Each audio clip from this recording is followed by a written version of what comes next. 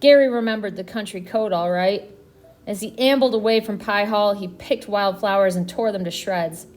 When he came to a gate, he deliberately left it open, smiling to himself as he thought of the farm animals that might now wander onto the road. He drank a Coke and spun the crumpled can into the middle of a meadow full of buttercups. He half-snapped the branch of an apple tree and left it dangle there. He smoked a cigarette and threw the butt, still glowing, into the long grass. And he had strayed off the footpath. Perhaps that hadn't been such a good idea. He was lost before he knew it. He was trampling through the field, crushing the crop underfoot when he realized the ground was getting soft and mushy. Gary thought for a moment and decided to go back the way he came. Only the way he came was somehow no longer there. It should have been. He had left enough landmarks after all, but suddenly the broken branch, the Coke can, the torn up plants had vanished. Nor was there any sign of a footpath. In fact, there was nothing at all that Gary had recognized. It was very odd. That had been over 2 hours ago. Since then, things had gone from bad to worse. Gary had made his way through a small wood, although he was sure there hadn't been any wood near Pie Hall, and had managed to scratch his shoulder and gash his leg on a briar. A moment later, he had backed into a tree which had torn his favorite jacket, a black and white striped blazer that he had shoplifted from a store in London. He had managed to get out of the wood, but even that had not been easy. Suddenly, he had found a stream blocking a path, and the only way to cross it had been to balance on a log that was lying in the middle. He had almost done it too, but at the last minute, the log had rolled under his foot, hurling him backwards into the water. He had stood up, sputtering and swearing. He pulled at his damp and dirty Bart Simpson t-shirt. He shifted his weight to his bad foot and groaned. Where was Pie Hall? This was all his mother's fault and his grandmother's. They were the ones who suggested the walk. Well, they'd pay for it. Perhaps they'd think twice about how lovely the countryside was when they saw their precious cottage go up in smoke. And then he saw it. The pink walls, the slanting chimneys were unmistakable. Somehow he had found his way back. He only had one more field to cross, and he'd be there.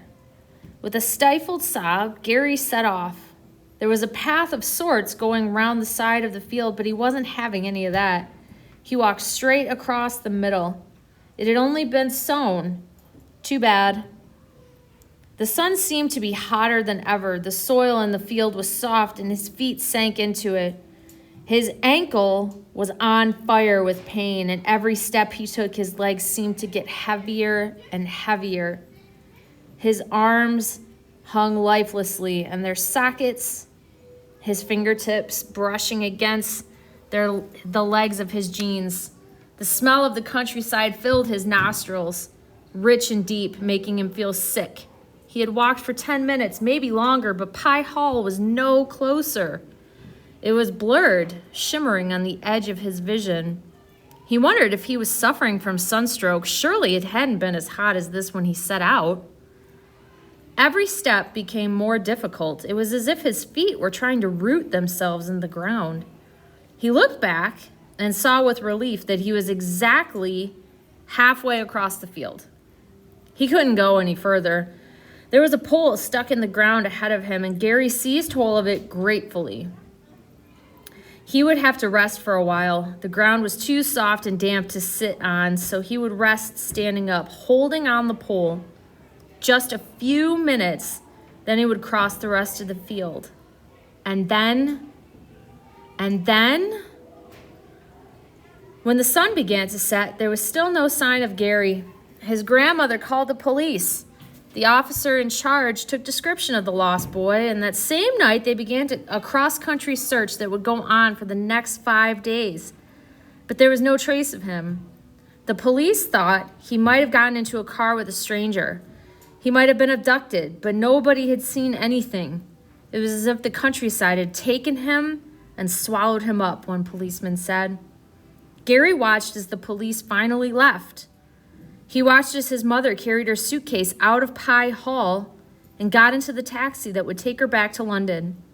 He was glad to see she had the decency to cry, mourning her loss, but he couldn't help feeling that she looked rather less tired and rather less ill than she had when she arrived. Gary's mother did not see him. As she turned around in the taxi to wave goodbye to her mother in Pye Hall, she did notice that there were no crows. But then she saw why.